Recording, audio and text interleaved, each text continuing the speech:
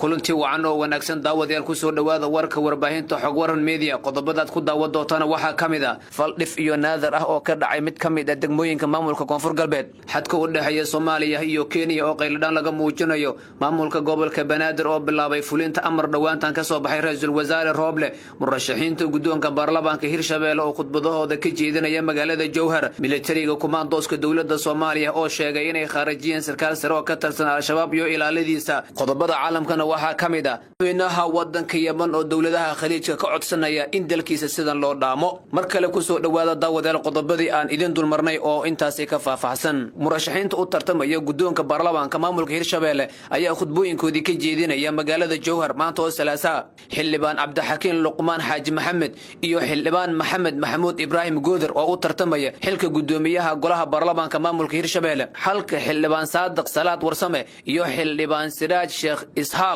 Abdulle iyaguna u tartama doonaan ku xigeenka koowaad ee baarlamaanka maamulka Hirshabelle xildhibaanada kala ah Mahad Xasan Cusmaan iyo xildhibaan Marwa Canab Axmed Ciise murashaxiinta ayaa khudbooyinkoodii ugu dambeeyay oo ay ku kasbanayaan xildhibaanada waxa ay ka jeedinayaan hoolka ay ku shiraan xildhibaanada baarlamaanka maamulka Hirshabelle ee magaalada Jowhar siyaasadda maamulka Hirshabelle ayaa hadda waxay u muuqataa mid gabi ahaanba sidii hore ka bedelan iyadoo oo madaxweynaha maamulka Hirshabelle Maxamed Cabdi Waarana saacadii hore ee maanta uu iscasilay sidoo isagu sheegay lama oga murashaxiinta ku soo bixi doonta hogaaminta golaha baarlamaanka maamulka Hirshabelle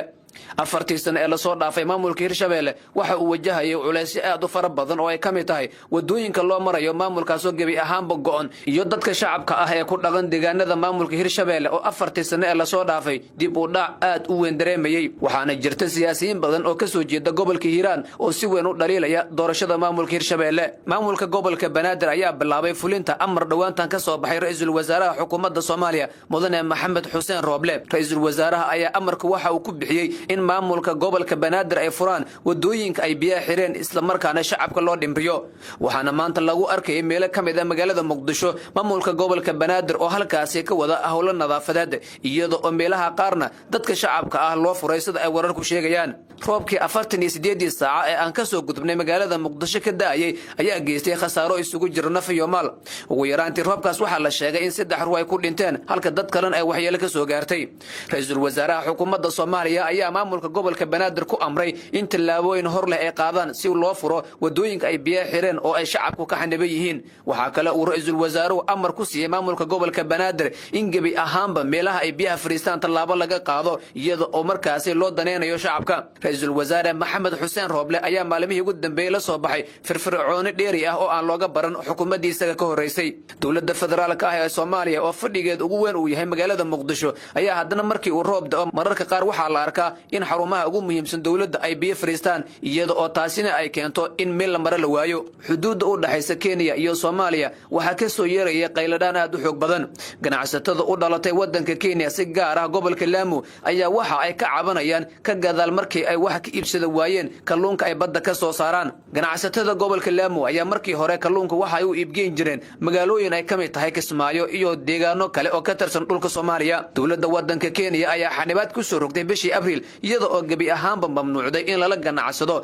dadka Soomaaliyeed ee ku nool Jamhuuriyadda Federaalka ah ee Soomaaliya bishii Abriil 2020 ayaa dawladda Kenya waxa ay sheegtay in xuduudda Kenya iyo Soomaaliya ay xiran tahay iyadoo ay xusid mudan tahay in ciidamada wadanka Kenya ay gacanta ku dhigeen kalluun culeyskiisu uu ahaa in ka badan 12 tan qiimihiisuna lagu sheegay 5 milyan oo dollar taas oo la sheegay inuu ku soo socday dhinaca Soomaaliya isla markaana laga keenay wadanka Kenya tan iyo 8 February 2017 markii dalka Soomaaliya uu madaxweyne ka noqday Maxamed Cabdullaahi Farmaajo waxa khilaaf xoog leh u dhaxeeya dawladda Kenya iyo Soomaaliya waxa kale oo jira dhibaato weyn oo ciidamada wadanka Kenya ay ka geysanayaan xuduudda u dhaxaysa Kenya iyo Soomaaliya iyagoo mararka qaar dadka shacabka dhibaataya waxa ay ciidamada Kenyaanku ay ku candoodaan in dagaalamayaasha al-shabaab ay baada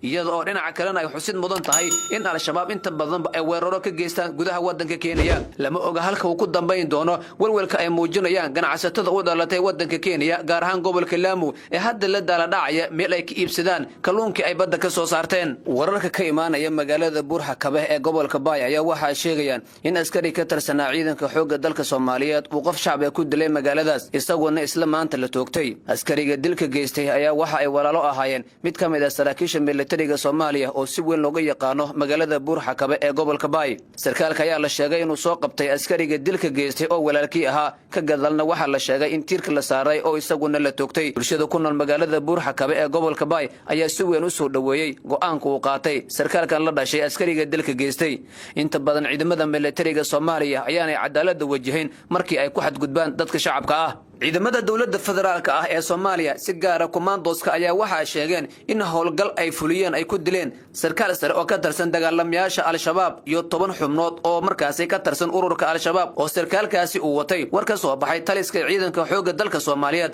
ayaa lagu yiri ciidanka commandoska waxa ay heleen habeennimadii Sabtida xog sheegaysa in sarkaal sare oo ka tirsan dagaalamayaasha Al-Shabaab isla markaasna u qaabilsanaa Al-Shabaab howlgallada gobolada Jubbooyinka uu markaasi soo gaaray gobolka Shabeellada Hoose si gaar ah degmada Sablaale. waxaana ay sheegeen ugu dambeyntii in ciidamadu ay tallaabo qaadeen oo markaasi ay ku dileen guri uu joogay isaga iyo 10 xubnood ee ka tirsan dagaalamayaasha Al-Shabaab. saraakiisha ka tirsan militariga Soomaaliya ayaa howlgalkaasi ku micneeyay mid guuleystay. waxa ay intaa ku dareen in ay ugaarsan doonaan saraakiisha sarsare ee Al-Shabaab iyo maleeshiyaadkooda. ciidamada dawladda ayaa ku sheegay sarkaalkan ay kharajeen magaciisa Mucaad Dheere oo sidoo kale ka tirsanaa saraakiisha u qaabilsan dagaalamayaasha Al-Shabaab. weerarada ka dhanka ah ciidamada dawladda iyo kuwa Jubbaland ee deegaanada maamulka Jubbaland. madaxweynaha waddanka Yemen Cabdurabbu Mansuur Haadi ayaa xulafada wadamada Carbeed uga baaqay in dalkiisa sidan loo dhaamo. Cabdurabbu Mansuur Haadi oo hadda dawladdiisu inta badan ay ku shaqaynayso caasimada boqortooyada Sacuudi Carabiya ee Riyadh ayaa waxa uu sheegay